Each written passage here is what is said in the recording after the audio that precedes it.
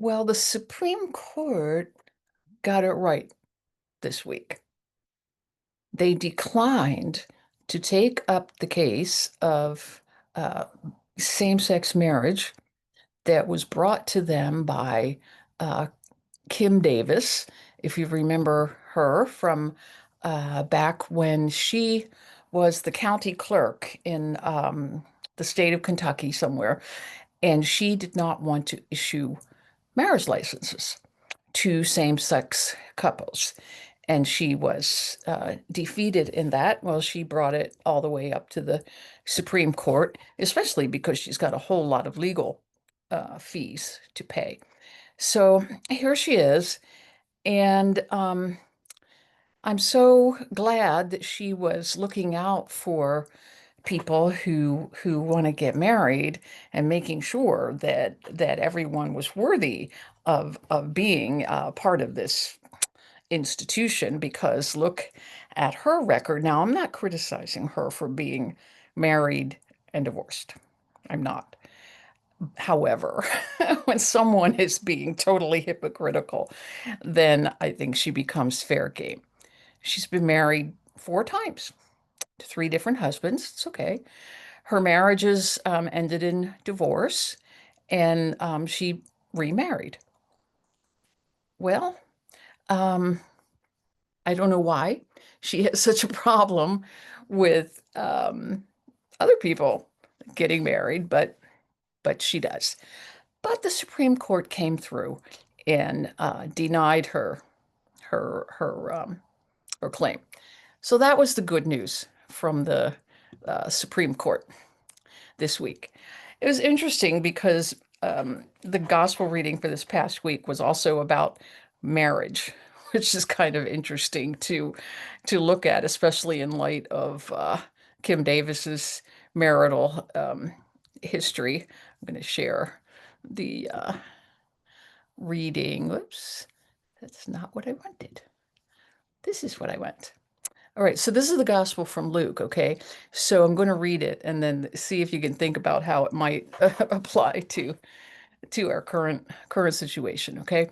So this is the story about how some Sadducees, religious leaders in Jesus's day, and these were different from the Pharisees, and that the Sadducees did not believe in an afterlife, in a resurrection, as some Pharisees did. Okay, so there was different theological thinking, but the Sadducees, like the Pharisees, would come to Jesus and they tried to trick him all the time. So they came and they asked him this question. They always ask questions trying to trip him up. And he said, "Teacher, Moses wrote that if a man's brother dies, leaving a wife and no child, the brother shall marry the woman now widowed to raise up children with her." Now, let's say there were 7 brothers. The first one married and died childless. Second brother then married the woman, then the third, and so on. All 7 died without leaving her any children. Finally, the woman herself died.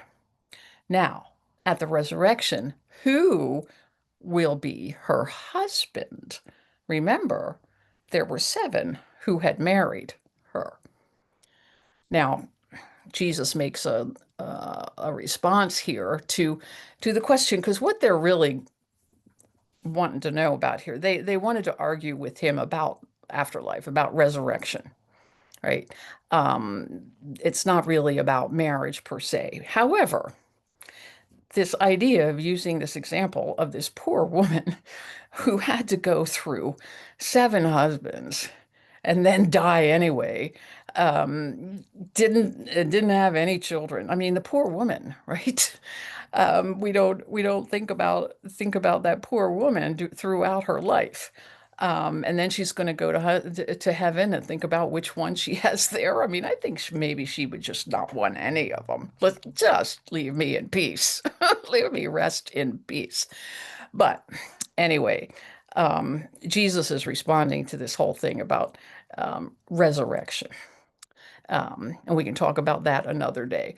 But what I was thinking about with Kim Davis and her four marriages and well, who's going to be with Kim Davis in in heaven? Irrelevant, irreverent, and irrelevant, right? But this whole thing about marriage is um, is part of the patriarchy.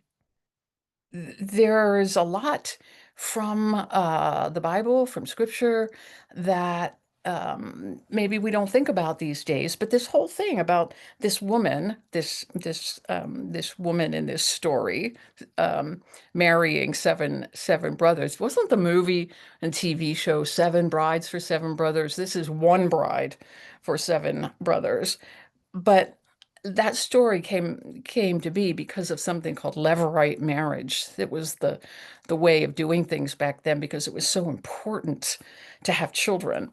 And so if a couple did not have children, that it was difficult. If a woman didn't have children, especially sons, to take care of her, then she was in dire straits. So you had this patriarchal system going on. That's sort of at the root of this. And there are other places in the Bible with these stories. Remember Tamar or Tamar in the Old Testament back in Genesis when she was married to the son of Judah, one of the patriarchs of ancient Israel, and they had no children.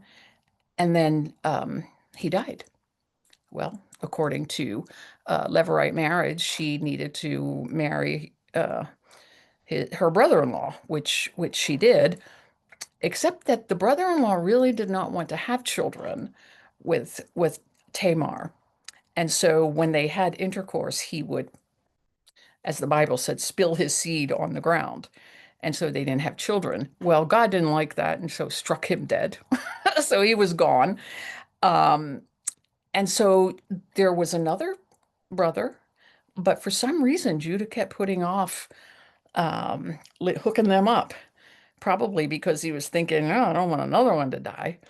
But Tamar is thinking, I gotta, and okay, yeah, this is patriarchy for sure. And yet in those days, a woman without a husband or without a son to take care of her, it was hard. That was going to be hard for her. So she needed protection. She needed this. And so what did she do? Well, she went out to where Judah was traveling. I think it was on market day or something like that. And so on his way back, he's coming back on the road, and she had dressed herself as a prostitute and sat by the side of the road. And good old Judah came by and thought, oh, goody, I can have some fun before I get back home. And so he had sex with basically his daughter-in-law. Ah, biblical family values. You gotta love them, right? She did what she did for the right reasons. We wouldn't say that today, but that's the way it was back then. And she did what she had to do in order to fulfill her role in society. But it's definitely a patriarchal um, system. So we have this whole thing about marriage, even today. Think about the marriage ceremony, and we've not, I don't do it for sure. We don't have the bride walk down the aisle with her father and then he gives her away, passes her on to her husband, if it's a male-female couple. We don't do that, but that's the tradition, and we know where that came from because women were property. And unfortunately, even though we don't do that, so often we have horror stories of women being abused, um, being treated like property or second-class citizens, or the Bible being used to justify something like all of those things. So the patriarchy was it's there in our biblical roots for sure. Um, and it still goes on today.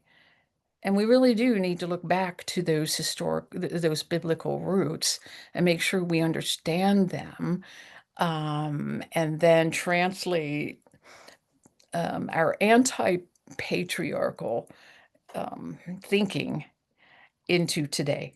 how do we create a world for our children, our boys, and for our girls to not have this old and if the Christian nationalists have their way, to go back into that kind of thinking. I mean, Pete Hegseth thinks that women shouldn't vote.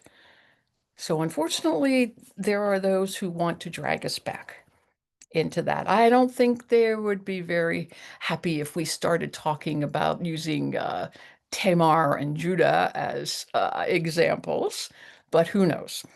Who knows? We have to resist this at every turn, and we cannot let Christianity be used as a basis for this kind of thinking and this kind of behavior. It is in the Bible, but we can learn about it, understand its context, understand its history, understand what really was going on there, and know that what was going on in ancient Israel with Judah and Tamar, that does not apply to couples today. And what other places is that true? That's why it's so important to look at these things and not to accept what some of the people thinking they're speaking for Christianity today, what they're saying about human relationships, about sexuality, about marriage, all of the things that they're doing. We can't let that happen. So, Kim Davis, you've been handed your decision, so we hope now that you'll drop it and leave it be. And we celebrate the fact that same-sex marriage is safe, at least for now.